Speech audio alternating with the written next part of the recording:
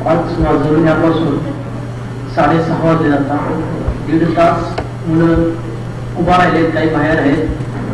सर्वप्रथम तुम्हाला मी धन्यवाद देतो यासाठी. नांदेड सारख्या शहरातील मी महाराष्ट्रात बऱ्याच ठिकाणी लेक्चर दिले आणि अशा प्रकारच्या उपस्थिती मलाही वाटलं नव्हतं की एवढ्या प्रमाणात विद्यार्थी असतील. त्यासाठी सर्व विद्यार्थ्यांना मी प्रथम धन्यवाद देतो. नांदेड जिल्ह्याचे जिल्हाधिकारी साहेब श्रीकर परदेशी, मी त्यांच्याविषयी काय बोलणार. वनराई बंधारे असो किंवा पटसंख्या अतिरिक्त असो किंवा कॉफी मुक्त अभियान असो, आणि आता 2 तारखेला त्यांना महाराष्ट्र म्हणजे जी रोजगार हमी योजना होती भारताने स्वीकारली, त्याच्यामध्ये भारतामधल्या 6 जिल्ह्यामध्ये 1 जिल्हा म्हणून नांदेड जिल्ह्याचे सिलेक्ट करण्यात आला. आमचे ड्रोन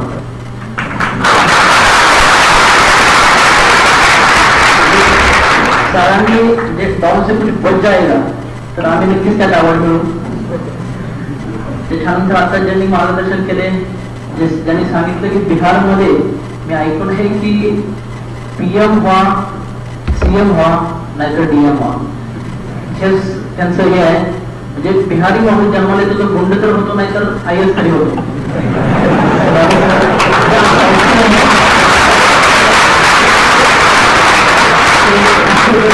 आणि स्टीम फ्लेममधून या महाराष्ट्रातल्या विद्यार्थ्यांना दिल्लीचं तख्त राखायचं पुन्हा भान करून देणाऱ्या फॉलो नाही करू शकत. आणि विद्यार्थ्यांना बराच वेळ झालाय, मी काय जास्त 25 ते 30 मिनिटं होतं तुमची घेईन.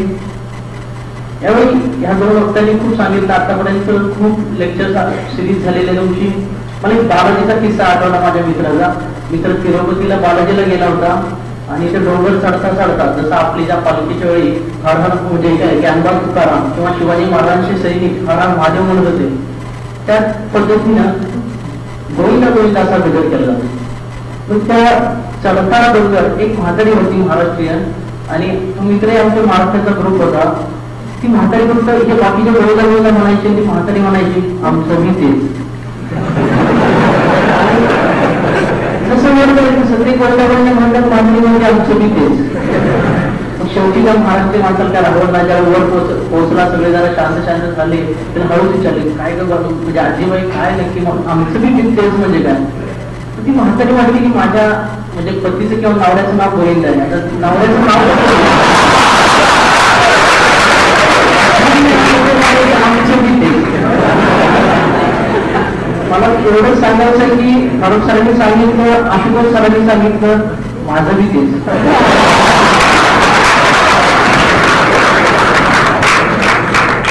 माणसाने सांगितलं की UPSC का डॉन माणूस कसं 4 वर्ष जे काही फेल झाले ते डॉनाचं सांगितलं जातं. मी पण 3री आठवलेले आता मेन्स, म्हणून मी जास्त UPSC बद्दल बोलत नाही. UPSC मी टॉपर आलो म्हणून UPSC डॉन म्हणून सांगेल. पण ज्यावेळी UPSC माझाही रँक येईल त्यावेळी नक्कीच UPSCचं पण मार्गदर्शन करेल. फक्त जाताना सानी दोघांनी खूप मार्गदर्शन केलं. फक्त जाताना प्रॅक्टिकली काही गोष्टी असतात त्या फक्त बोलतो, तुमचा जास्त वेळ घेत नाही. आणि बऱ्याच लोकांना असतं की MPSC आणि UPSC म्हणजे काय नक्की असतं की बाबा ग्रॅज्युएशन झाल्यावर 2-3 वर्षांनी केलं की UPSC होते का, असं काय आहे का. मित्रांनो, UPSC किंवा MPSC करणारा विद्यार्थी असो आधीपासून घडलेला असतो. म्हणजे लहानपणापासून ज्या गोष्टी तुमच्या याच्यामध्ये असतात त्याच गोष्टींचा या परीक्षेत फायदा होतो. तर याची मुलांना सांगतो की मी 4थीला असताना स्कॉलरशिपला माझ्या शाळेमध्ये माझे सर लेक्चर घ्यायचे आणि पहाटे 4:30 वाजता मी शाळेत जायचो. मित्रांनो, आजकाल ती परिस्थिती नाही. आजकाल अशी मुलं नाही की जी पहाटे 4:30ला क्लासला जातील, आणि पालकही नाही की जे 4:30ला मुलांना पाठवतील, आणि शिक्षकही नाही की जे 4:30ला मुलांना बोलवतील.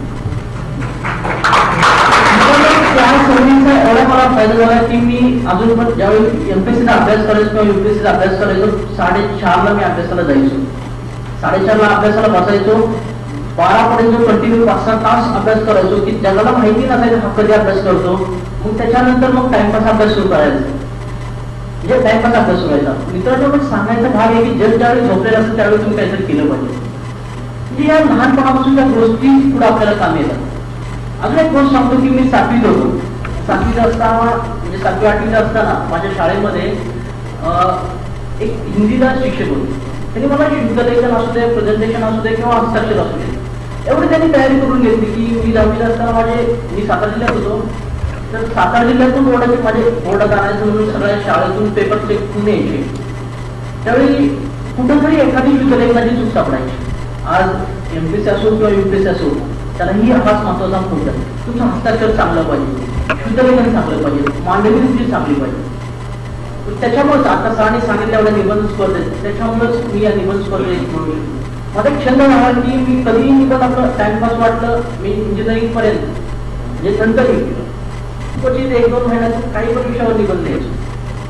आज युपीएससीला 200 मार्क द्यायचे, सरांनी खूप मार्गदर्शन केलं, त्या गोष्टीचा खूप फायदा झाला. म्हणजे जे निबंध कुठलाही असू दे मी डायरेक्ट सुरू करायचो. म्हणजे खरं सांगतो की माझ्या डोक्यात एक ग्रंथ होतं की पिक्चर सारखा निबंध असला पाहिजे. म्हणजे आता शोले पिक्चरवर पाहतो, डायरेक्टर काय करतो की पहिल्यांदा झाड काहीतरी चाललेलं असतं, तुम्हाला काय कळतच सारे का भांडतात, काय चाललंय, किंवा कुठल्याही जुन्या पिक्चरची सुरुवात बघा काहीतरी एकदम फायटिंगचा सीन असतो, काहीतरी कुणाचं मर्डर झालेला असतो, किंवा दसरा पिक्चर बघा, आणि त्याच्यानंतर मग नाव बिव पाडतात, नंतर मग हळूहळू स्टोरी होईल. निबंध ही त्याच पद्धतीने पाहिजे, आणि शेवटी मग पिक्चरच्या वेळी त्या गोष्टीचा परत लिंक लावून हे केलं जातं. हीच गोष्ट पाहिजे.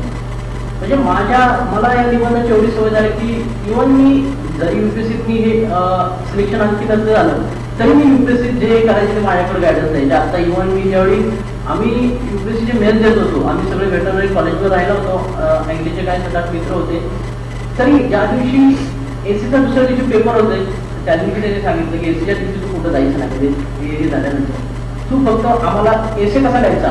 ज्यांनी 3-3 इंटरव्ह्यू दिले ते सुद्धा लोक माझ्या म्हणजे अर्धा-1 तास आपण गप्पा मारतो एसीवर. म्हणजे सांगायचं भाव आहे की ह्या आधीपासूनच्या गोष्टी ज्या आहेत त्या आपल्यामध्ये जे आल्या पाहिजे किंवा त्याची सवय झाली पाहिजे.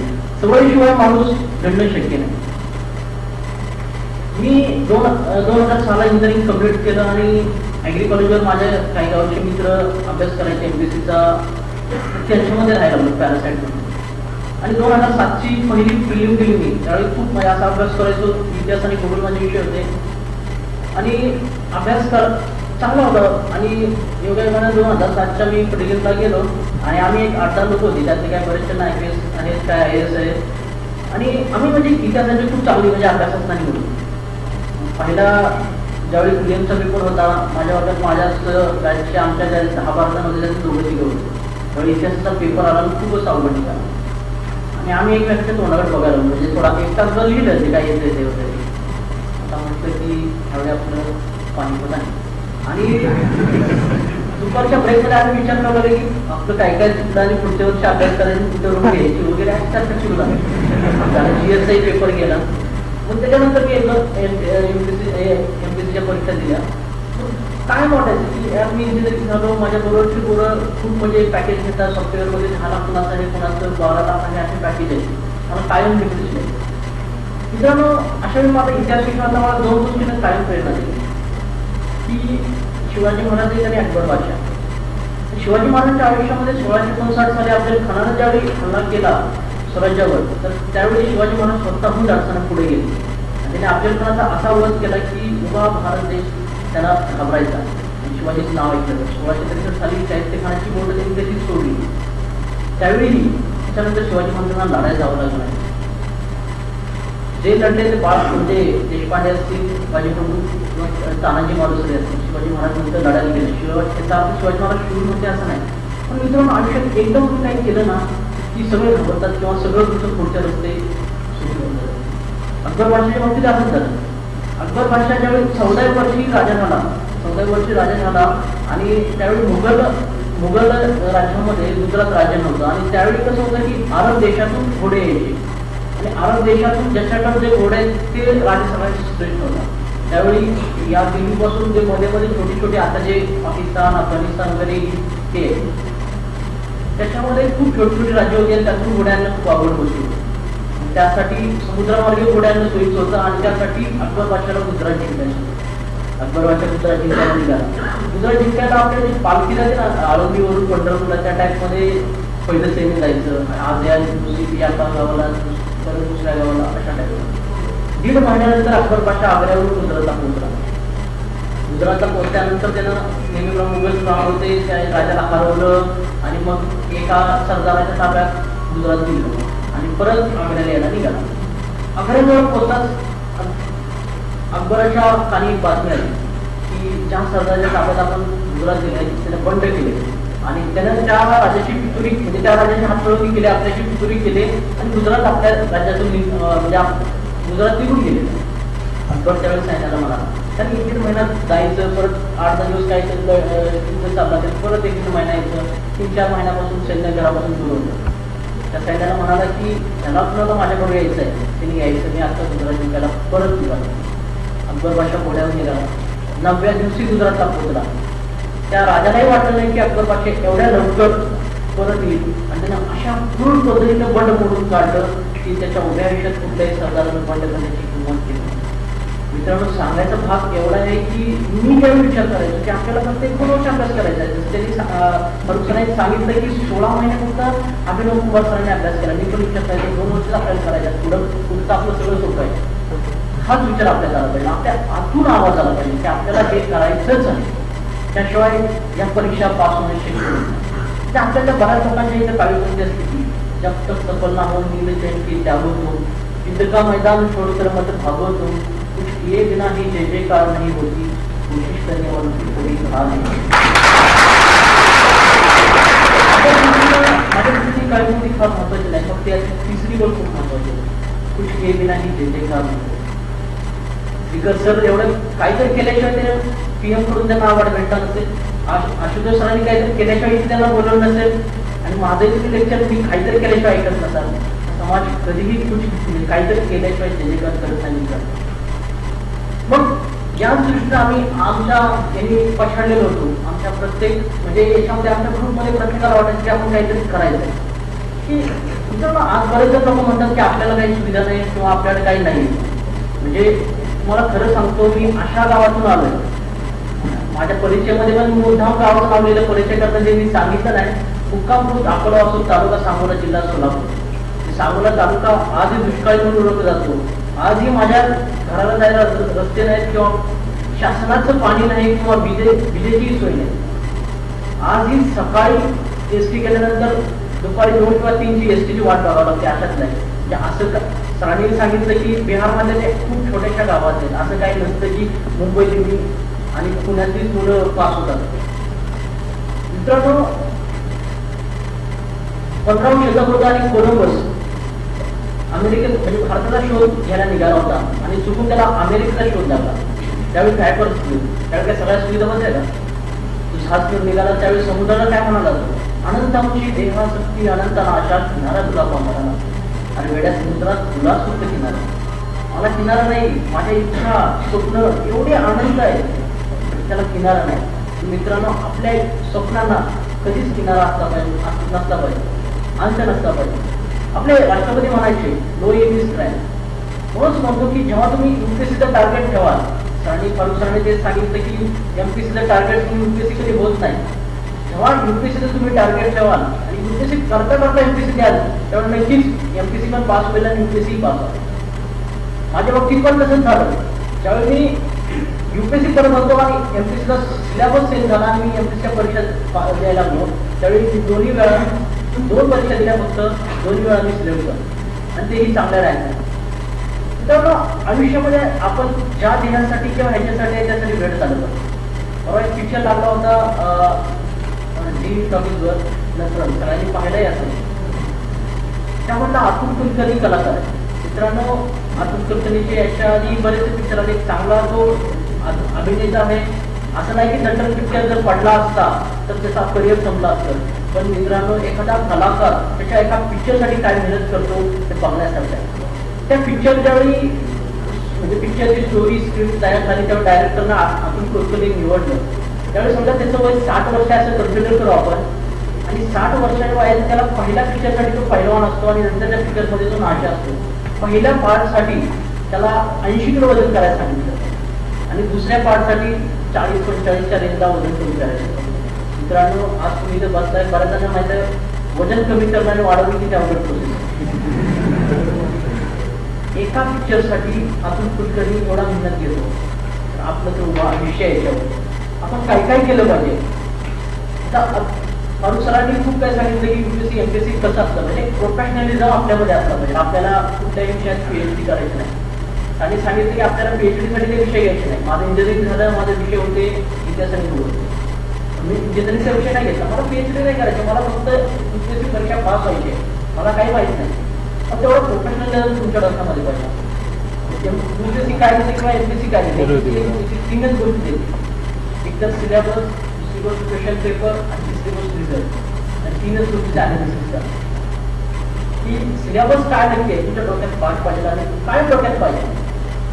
मागच्या क्वेश्चन पेपर काय वाचले पाहिजे. मी तर बऱ्याच वेळा सांगतो की रात्री म्हणजे रोज रात्री झोपताना मागचे 10 वर्षाची प्रश्नपत्रिका असतात तुमच्याकडे, रोज एक प्रश्नपत्रिका वाचते. 1 तारखेला एक घेतली तर 10 तारखेपर्यंत 10 वाचून झाल्या.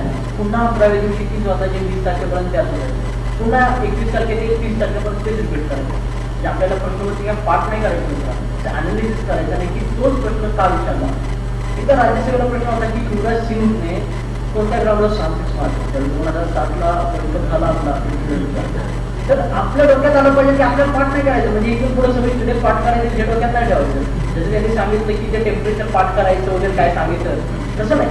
मग त्याच वर्षी तो प्रश्न का विचारला, आता दुसरा प्रश्न तयार होत नव्हता, हे अनालिसिस आपल्याला आलं पाहिजे. ती गोष्ट सगळ्यात महत्वाची आहे. आपल्या डोक्यात एवढं प्रोफेशनल पाहिजे, काय डोक्यात तुम्ही सेन्सिटिव्ह केली तुम्ही मॅचेस बघत असतात, दोन्ही बघा तुम्ही शेवटच्या ओव्हरपर्यंत डोक्यात असं कधी स्माईल नसतं, काय डोक्यात विचार असतात नेक्स्ट बॉल पुन्हा द्यायची, फिल्डिंग करताना कुठं काय करायचं. मला आठवलं एक याची मॅच होती चेन्नई वर्सेस राजस्थानची IPL वरती. शेवटचं म्हणजे ती चेन्नई हरलं होतं, राजस्थान जिंकलं होतं, राजस्थान इझिली मारेल अशी कंडिशन होती, पण शेवटच्या बॉल पर्यंत धोनीने ती मॅच घेतली. त्या डोक्यात काय नसेल, आता काय केलं काय होईल काय केलं, ही गोष्टी आपल्यामध्ये आल्या पाहिजे. आपल्या डोक्यामध्ये या गोष्टी आल्या पाहिजे, त्याच्या आपल्याला या परीक्षा पास पाहिजे. म्हणजे आजकाल म्हणजे मुलांना तेच सांगितलं की कुठल्याही पुस्तक आहे तर खूप वाचलं पाहिजे अशा भाग. माझं तर एक सजेशन आहे की तुम्ही एक कुठलं तर बेस्ट पुस्तक किंवा एक बेस्ट नोट्स ठेवा आणि त्याच्यामध्ये आता समजा एक परीक्षेत आपण एका विषयात एक पुस्तक बेस्ट ठेवलं तर तुम्हाला दुसरीकडे जे माहिती भेटेल ते त्या पुस्तकात फक्त ऍड करायची, म्हणजे त्यात जे नसलं त्यात आहे त्यात ऍड करायची, शेवटपर्यंत ती बेस्ट नोट्स बनवायची आणि 10 वेळा तीच होते. म्हणजे तुमच्या नोट्स या पिक्चर सारख्या असल्या पाहिजे. म्हणजे खरं त्याचं उदाहरण सांगतो प्रॅक्टिकली. ते इंदुरकर महाराजांचं तुम्ही बऱ्याचदा लेक्चर ऐकलं असेल. मी परवा धुळ्याला लेक्चर ऐकायला गेलो, म्हणजे कीर्तन धुळ्याला मी कीर्तन ऐकायला गेलो होतो. तर त्यांनी खरंच म्हणजे प्रॅक्टिकली घेण्यासारखी गोष्ट आहे. त्यांनी कीर्तनाच्या वेळी लहान लहान मुलं होती त्यांना अशी डॉक्टरेस अशी म्हणजे क्वेश्चन विचारायचे किंवा सोपे क्वेश्चन विचारले नवरात्री तुम्ही लिहिलं किंवा हे काय ते काय असे साधे साधे क्वेश्चन होते. म्हणजे बऱ्याचशा मुलांना ते आलेच नाही. ज्यावेळी त्यांनी सुरू केलं अजय देवगण तो पोलिसांच्या कुठला पिक्चर आहे त्यांनी पटापट उत्तर द्यायला सुरुवात केली. एक एक गोष्ट विचारायची की बाबा आता विद्याबालांचा कुठला पिक्चर आला कोण आहे, म्हणजे एवढ्या उत्तर सांगायचे. मित्रांनो म्हणजे पिक्चरच आपल्या एवढा का असं जातो जर पिक्चर सारखा म्हणजे पिक्चरच एक आपल्या डोळ्यापुढे ओझाचं काय म्हणतो चित्र निर्माण झालेलं असतं. ओझाचं चित्र जसं आपल्या अभ्यासाचं आपल्या डोक्यात निर्माण झालं पाहिजे. म्हणजे आपण ज्यावेळी एकच नोट 10 वेळा वाचू त्यावेळी या पानावर काय या पानावर काय पिक्चर आपल्याला ओझं तुमच्या डोक्यात असं बंद करून तरी वाचलं की बाबा 18 उठावची कारण आहे तर सामाजिक आहे जी 3 ही लष्करी आहे त्याची 3 आहे किंवा आर्थिक आहे त्याची 3 आहे. ते ज्यावेळी आपण म्हणतो ना एक प्रिंट निर्माण होती ना ती प्रिंट निर्माण झाल्याशिवाय आपण त्या परीक्षेत पास होऊ असं नाही. म्हणजे असं मी एक उदाहरण सांगतो की मी MPSC पेपर लिहिताना की मुलांना बरंच वाटतं की MPSC काय तर वेगळं भयानक आहे, असं काय नसतं. सोपं उदाहरण सांगतो की मी प्रश्न लिहिताना प्रॅक्टिकली कसं प्रश्न लिहिलं 20 मिनिटं झाले की ऍग्री म्हणजे CS पेपर होता आणि प्रश्न ऍग्रिकल्चरवर होता. की प्रश्न होता की महाराष्ट्रात रोजगार निर्मितीमुळे म्हणजे महाराष्ट्रात दुग्धक्रांतीमुळे रोजगार निर्मिती कशी झाली. म्हणजे जो पण आपण दुग्धक्रांती वाचू त्याच्या फक्त त्या सुद्धा काय द्यायचं नव्हतं. आतापर्यंत तुम्ही वाटलं तर आधी जाऊन बघा पुस्तकात त्याचं उत्तर सुद्धा सापडत नाही. आणि त्याच्या आपल्याला फक्त दुग्ध क्रांतीचं काय माहिती असतं बाबा गुजरातमध्ये या काळात वर्गीस कुरियन यांनी दुग्ध क्रांती केली, काय काय झालं, भारताचं आकडेवारी कशी वाढली वगैरे वगैरे या गोष्टी त्यांना कशामुळे झालं. आपल्याला प्रश्न होता की महाराष्ट्रात दुग्ध क्रांतीमुळे रोजगार निर्मिती कशी झाली. मग मी विचार केला की माझ्या घरी त्यावेळी मी ज्यावेळी वर्गीस येतो त्यावेळी माझ्या घरी एक शेडचं काम सुरू होतं. सध्या माझ्या घरी 15-20 गाई आहे आणि त्याचं काम सुरू होतं. म्हणून प्रॅक्टिकली नॉलेज आपल्याला आपण घेत जाऊ होईल काय म्हणता असं तसं तर हे होणार नाही. 20 मार्काचा प्रश्न होता आणि मी ज्यावेळी वर्षाला एमपीचा सिलेबस बदलला होता, यूपीएससी टाईप झालेला आणि त्यावेळी काय माहिती होतं प्रश्न वगैरे कशा असतील, काय उत्तर लिहायचं, किती पाणी द्यायचं.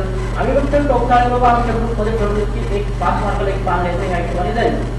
20 मार्काचा प्रश्न होता, 4 पानं लिहायची होती आणि जे काही आतापर्यंत आपण वाचलं त्याच्या फक्त 4 ओळी महत्वाचे होता. एक प्रास्ताविक म्हणून की बाबा गुजरातमध्ये वर्गीस कुरियन यांनी दुग्ध क्रांती केली आणि त्याचा परिणाम महाराष्ट्रात झाला. 4 ओळी फक्त या त्या प्रास्ताविक उत्तर मानलं लिहायचं. मी एक म्हणलं की हा पॉईंट काढून हा बारा आणि ते एक्सप्लेन करत जाऊ. दुग्ध क्रांती करायची, गाई तुम्हाला वाढवायच्या तर 10-15 गाई विकत घ्यावं लागतील. 4-5 कवळे ना त्यासाठी बाजारात जावं लागेल, बाजारात गाई विकत घ्यावं लागतील, बाजारात गाडा लागले, त्यानंतर ते वाहतूक करणारे काय गाड्या आल्या झाले, ते रोजगार निर्मिती झाली, तो एक वाढ झाला. पुढचा पाठ होता तुमच्या घरी किती माणसं आहेत मला माहित नाही, म्हणजे की बाबा एवढ्या गाईचं संगोपन करायचं तर एक मजूर तर लागेल. कारण तिथे प्रत्येकाने गावात मला सांगा 1-2 माणसाने असलं करायचं सोडलं, 2 मजूर गावात झाले. मी वाचलेला एक 5 लाख खेडी भारतात किती मजूर झाले म्हणजे किती झाली बेरोजगारी. त्याच्या पुढचा मुद्दा की आता गाई आणल्या त्याला कधीतरी निवारा पाहिजे, त्यासाठी शेड बांधावं लागेल. शेड बांधायचं पत्रे आले, लोखंड आलं, डोंगे आले, वाळू आले, सिमेंट आले, सगळ्यांची रोजगार थोडी अशा सिमेंट असते तर ट्रॅक्टर बसणं जरा काय ते पेमेंट असते साखळी जी असते विक्रेत्यापर्यंत वाहतूक सगळी त्याच्या पुढचा मुद्दा होता की आता तुमच्या गाईला ओला चारा लागणार. तर तुमच्याकडे शेती असेल, तुम्ही जास्त शेती लागवडीखाली आणली, त्याला मजूर लागतील किंवा एखाद्या शेतकरी गावाचा काय विचार करेल की अरे अमुक त्याने एवढ्या गाई आणले, मी काय करतो माझे क्षेत्र फक्त चाऱ्यासाठी निर्माण करतो आणि चारा म्हणजे त्यासाठी तुम्हाला मजूर ठेवतो. त्यातून प्रत्येकाने रोजगार मिळतील ओला किंवा ते ओला चारा आपल्या शेडपर्यंत आणणं ही पण रोजगार मिळतील ती एक करते. पुढचा मुद्दा होता की आता ओला चाऱ्याचा प्रश्न मिळला, तर पशुखाद्य आलं किंवा सुग्रास आलं या गोष्टी आल्या, तर त्याच्या पार कंपनीपासून ते खालीपर्यंत डीलर्सपर्यंत कशी रोजगार निर्मिती होती ती पण एक्सप्लेन केली. पुढची गोष्ट होती एवढ्या गाय आल्या जर्सी गायच आपण पाळतो शक्यतो, तर त्या काही काय एक गोष्ट आहे की आजारी खूप पडतात. डॉक्टर आले, मेडिकल आले, ती सगळी रोजगार निर्मिती आली. त्याच्या पुढचा पण मुद्दा टाकला की बाबा एक कन्सल्टन्सी पण एक व्यवसाय आजकाल MBA मध्ये तेच प्रकार आहे की बाबा तुम्ही चांगला हे करायचं म्हटलं तर थोडासा सल्ला घेतो ना, तर किंवा काय व्हेटरनरी डॉक्टर किंवा ऍग्रिकल्चरवाले सल्ला देऊ शकतात, त्यांचं एक दुकान चालू होईल सल्ला ते पण रोजगार निर्मिती एक्सचेंज केली. त्याच्या पुढचा मुद्दा होता की अजून त्याच्या प्रोडक्शन पर्यंत आपण आलेलो नाही. बाबा म्हणजे एवढ्या गाडीचं दूध काढायचं किंवा त्यांना कडवा द्यायचा, एक 15 गाडी कसं कन्सिडर करा तर शक्य नाही माणसाला. म्हणजे त्यासाठी कडवा कुपी लागेल, मिल्किंग मशीन लागेल आणि आजकाल लाईटची खूप माहिती तुम्हाला. गावात हे करायचं म्हटलं तर एखादं जनरेटर लागेल. या 3 यंत्राची मागणी वाढली.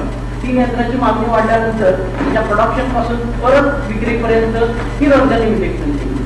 त्याच्या पुढचा मुद्दा की आता एवढं सगळं दूध जर प्रत्येक गावातलं वाढत गेलं ते संकलन करणारी एक व्यवस्था तयार होईल. डेअरी कलेक्शन करणारा माणूस, त्याच्यानंतर सगळ्यांचं कलेक्शन करणारा, चिलिंग प्लॅन्ट वगैरे ती व्यवस्था एक्सप्लेन केली. त्याच्या पुढचं होतं की हे दूध संकलन केल्यानंतर त्याच्या पिशव्या बनवणे किंवा त्याच्यापासून वेगवेगळे पदार्थ तयार करणे त्याची एक रोजगार निर्मिती एक्सप्लेन केली. आणि त्याच्या पुढचा मुद्दा होता की त्याचं वितरण करणारी व्यवस्था, म्हणजे आता चित्रवाले असतील किंवा काय असतील ती सगळी व्यवस्था केली. मित्रांनो या गोष्टी तुम्हालाही माहिती आहे आणि मलाही माहिती आहे, फक्त ज्या आहेत त्या प्रॅक्टिकली तिथं मांडणं खूप महत्वाचं आहे. म्हणजे UPSC किंवा MPSC काही वेगळं काहीच नसतं. म्हणजे प्रत्येक वेळी आपल्या प्रयत्नाला कसं चांगलं करता येईल हे सगळ्यात महत्वाचं आहे. म्हणजे खरंच मला एक जपानी माणसाचे उदाहरण त्याच्यावरती खूप आवडतं. कारण की मला सांगा जपान दुसऱ्या महायुद्धामध्ये जपानच्या हिरोशिमा आणि नागासाकी या 2 शहरावर बॉम्ब पडले. त्याच्यानंतर 30 ते 40 वर्षामध्ये जपान जगामध्ये 2 नंबरची अर्थव्यवस्था बनला. मित्रांनो भारतामध्ये इंग्रजांनी काही जास्त नुकसान नाही केलं. थोडंफार नेलं असेल पण तरी पण आपण मारतो. म्हणजे जपानी माणसाचं मला खरं त्याचं एक उदाहरण आहे की जपानी माणूस म्हणजे मासेमारी खूप फेमस आहे. जपानच्या किनाऱ्यावर एक छोटा मासा भेटायचा आणि तो मासा आपला जसा वडापाव खातो ना त्या टाईपमध्ये तर फ्राय करायचे आणि पावामध्ये खाऊन ते खायचे आणि तो खूप फेमस होता. आणि तो मासाही कसा होता, आळशी थोडा होता आणि तो किनाऱ्यावर लगेच सापडायचा. थोडा जेवत असताना त्याला फ्राय करायचे आणि ते खायचे. काय झालं की त्याची क्वांटिटी एवढी वाढत गेली की किनाऱ्याचा मासा संपत आला. मग थोडा आत जावं लागायचं. तो थोडा आळशी मासा आणला तर जाळ्यात जरी पकडून आणले तर थोडा तो अर्धमेला व्हायचा, त्याची क्वांटिटी कमी झाली. तिथले मासे संपले, खूप आत जावं लागायचं. मग झाडात आणायचे, मग ते अर्धमेले व्हायचे, त्या क्वांटिटी कमी होत गेली. आता जपानी जे काय ते व्यवसाय करणार होते की आपण बाबा आता काय केलं पाहिजे की याच्यामध्ये आपण क्वांटिटी परत रिगेन झाली होती. त्यावेळी त्यांनी डोकं चालवलं की आपण आता एक काम करू, जहाजाला एक टाकी बांधू आणि टाकीमध्ये मासे टाकू आणि ते मासे परत किनाऱ्यावर आल्यावर टाकी जेवत असतील ना मग बाबा क्वांटिटी वाढवू. पण काय व्हायचं की टाकी बांधायची, खूप आत 1-2 किलोमीटर जायचे, लाखो मासे पकडायचे आणि त्या टाकीत थोडी 10,000 लिटरचे असतील तर त्याच्यामध्ये खूप सोडायचे. मग त्या माशांना काय अडचणीनं पोहता यायचं नाही, तरी तिथे काही थोडीफार क्वांटिटी आली त्यांच्या डोक्यामध्ये, पण एवढी काही म्हणावशी आली नाही. आता काय करायचं, अजून तर आपल्याला पुन्हा जे पाहिजे त्याच्या प्रयत्न करण्याची क्षमता जी आहे ना पुन्हा होती. तरी डोकं चालवतं. आता ह्या माशांना कोण खातो? शार्क मासा. तर आपण आता 2 किलोमीटर समजा समुद्रात गेलोय आणि किनाऱ्यावर येईपर्यंत 2 किलोमीटर मध्ये किती खाऊ शकेल शार्क मासा? समजा 4 लाख मासे टाकले त्याच्यामध्ये किंवा 2 लाख टाकले तर कमीत कमी 5,000 खायचे. बाकीचे तर एवढे 1,95,000 तर मासे चांगले राहतील. मग त्यांनी काय केलं, एक शार्क मासा सोडायला सुरुवात केली. म्हणजे शार्क माशाला मासा खायच्या नादाने तो सगळ्यांना हे करायचा आणि त्याला घेऊन सगळे पळायचे आणि पुन्हा ती कटकटी केली झाली. सांगायचा भाग एवढाच की आपण ज्यावेळी एखादी गोष्ट करतो, पण समजा एखादा प्रश्न उत्तर लिहिलं की आज 10 मार्क पडले, उद्या त्याला 12 कसे पडतील, उद्या किंवा 14 कसे पडतील, हा प्रयत्न आपण करणं खूप महत्वाचा आहे. म्हणजे नुसतंच काय की आपण अभ्यास करतोय आणि सरांना नोट दाखवतोय, सर काय आपल्याला मार्कच देत नाही, त्याच्याकडे तपसायलाच जायला नको असा भाग आपल्यामध्ये होतो. तर आम्ही सांगितलं की युपीएससीची परीक्षा देता देताही म्हणजे युपीएससीची मुलं काय करतात की एमपीएससीला कमी लेखतात आणि एमपीएससीची परीक्षा देत नाही आणि मग काय होतं 4 अटेम्प्ट संपतात, म्हणजे कधी म्हणजे काय केलं म्हणजे आणि सिलेक्शन होत नाही. मग त्यावेळी ते एमपीएससीकडे वळतात.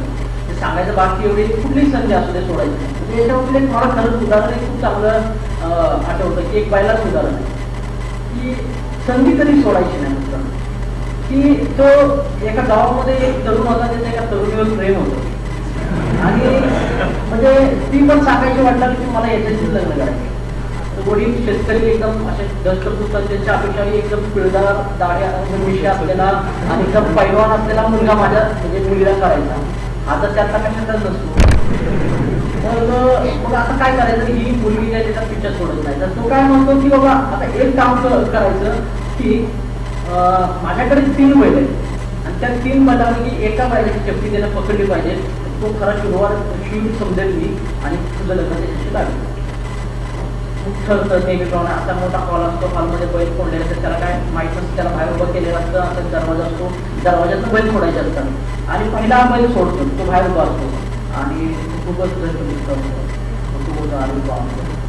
शेवटी पकडायचे म्हणजे उगच कुठं काय करता, त्यामध्ये अजून 2 बैल बाकी त्याला जाऊन तो बैल जातो.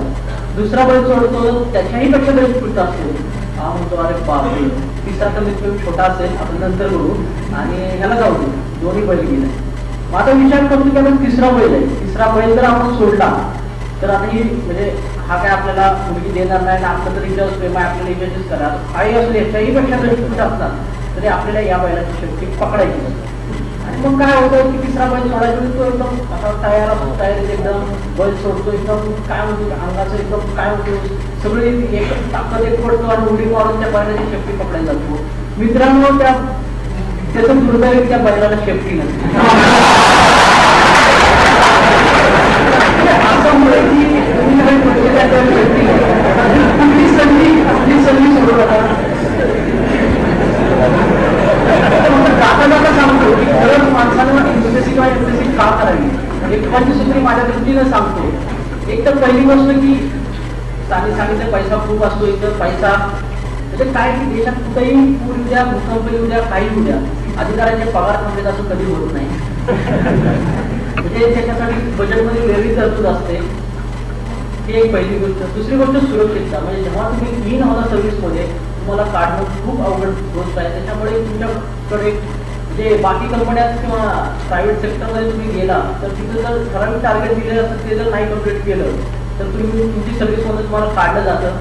म्हणून सांगतो की दुसरी गोष्ट सुरक्षितता आहे. तिसरी गोष्ट बरेच जण सांगतात की प्रतिष्ठा. मित्रांनो खरंच खूप प्रतिष्ठा असते याच्यामध्ये.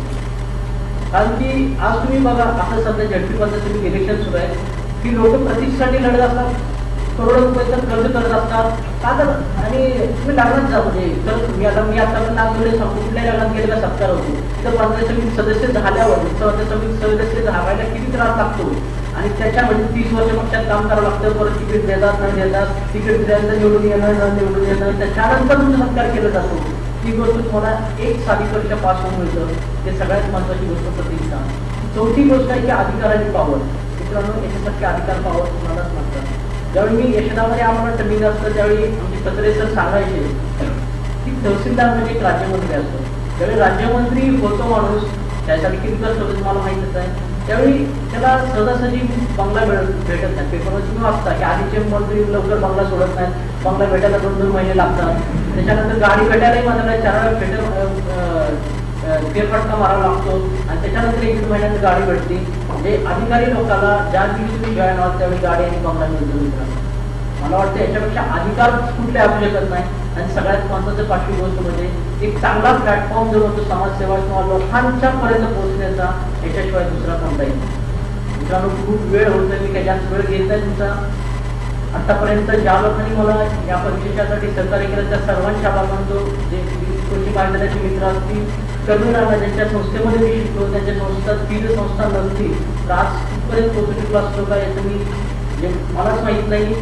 आणि आई वडील जे आपली सहकार्य केलं त्या सर्वांचे आभार मानतो. आणि जातात एक जापानी वगैरे बऱ्याच जणांना माहिती असेल ती फक्त सांगतो जे अशक्य आहे ते स्वप्न मला पाहायचं आहे.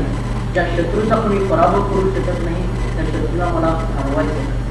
कुणालाही सहन होऊ शकत नाही ते दुःख मला सहन करायचं आहे. कुणालाही सहन होऊ शकत नाही ते दुःख मला सहन करायचं आहे. ज्या ठिकाणी जायचं धाडस, ज्या ठिकाणी जायचं धाडसी माणसंही करत नाही त्या ठिकाणी मला जायचं आहे. मला सत्यासाठी झगडायचं आहे, संघर्ष करायचा आहे. कुठलाही खंबा घ्यायचा नाही, कुठलाही प्रश्न विचारायचा नाही. माझी नरकात जायची पण तयारी आहे, माझी नरकात जायची पण तयारी आहे, पण त्यासाठी कारण मात्र स्वर्गीय असेल.